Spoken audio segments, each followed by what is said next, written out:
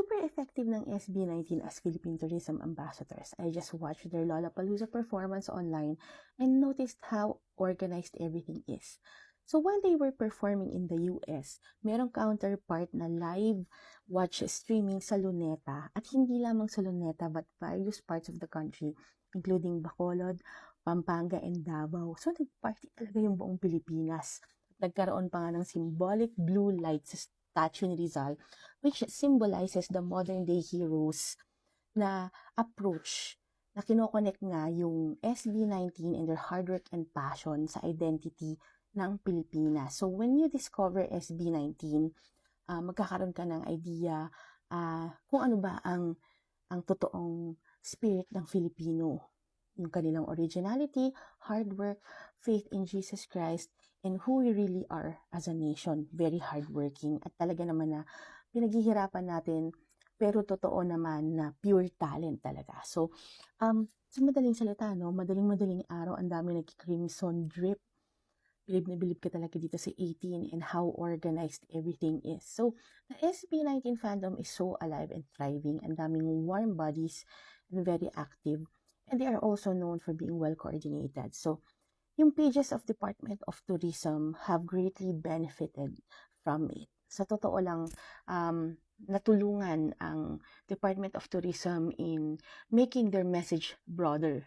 At nakukonect nga nila yung mga songs ng SB19 in a very positive way. Like yung Gento.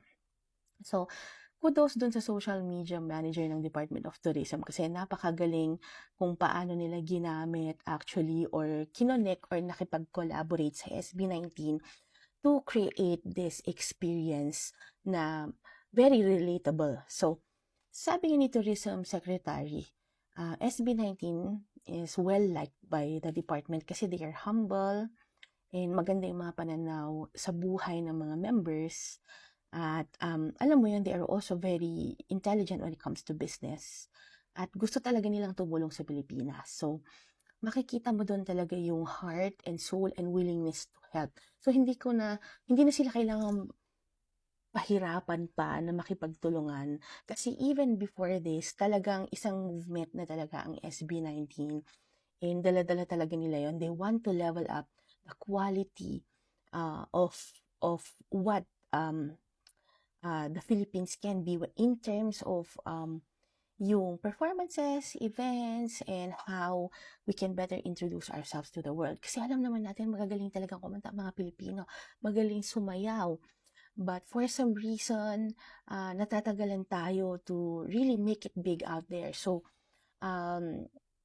but because we can see right now na nagtutulungan na ang tao and there's a better communication between the government and the artist, may this pave a way for greater changes. Of course, hindi natin sinasabi na perfect yung formula, but this is something na magandang pag-aralan at intindihin, and I'm really glad that maganda yung kinakalabasan nito. So I was even surprised kasi itong mga family members ko here in Canada were suddenly watching the performance of SB19 sa Lollapalooza because it was also trending, not just in the Philippines but in the global aspect talaga. So just imagine nung sila nag-perform, like nagkaroon ng around 500,000 people watching at a certain time. And alam mo yun, hindi nakakahiya ang SB19. They are truly world-class and impressive ang performances nila. Alam mo yan, hindi ka mahihiya na ipakilala sila na, oy, Pilipino yan, Philippines yan, SB19 yan. And kasi sa SB19, it is really sincere. Hindi pilit, nakikita mo that hindi sila like naglalagay lang ng bandila sa likod nila to say na, oy, Pilipino kami. It is more than that. Alam mo yun, they carry the spirit.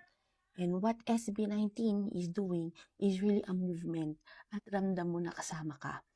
And it's not just their victory, but it's the victory of everyone. And it is something na worth na kailangan aralin, i-improve, mag-research palalo, and I'm very, very hopeful na malayo pa ang mararating at marami pang tao ang makaka-appreciate ng Pilipinas because of of creative talents and people who are really, alam mo yung proud talaga maging Pilipino, proud idala yung identity natin. Kasi, alam mo yun, maharlika, yung pagiging maharlika. Na, although maraming mga problema sa Pilipinas, every country has their own set of problems. We always have hope. And we are seeing this hope right now. At isa sa mga hope natin is the group SB19 and a lot of um, groups also and sports people including Alex Ayala and a lot of nameless people out there who continue to excel in their work everywhere they go. A lot of OFWs who continue to represent the Philippines by providing quality work at magandang pakikitungo sa mga tao, identity, at yung talagang hindi mo nakakalimutan na mag-give back at mahalin ang iyong sariling bansa. So, thank you and God bless you!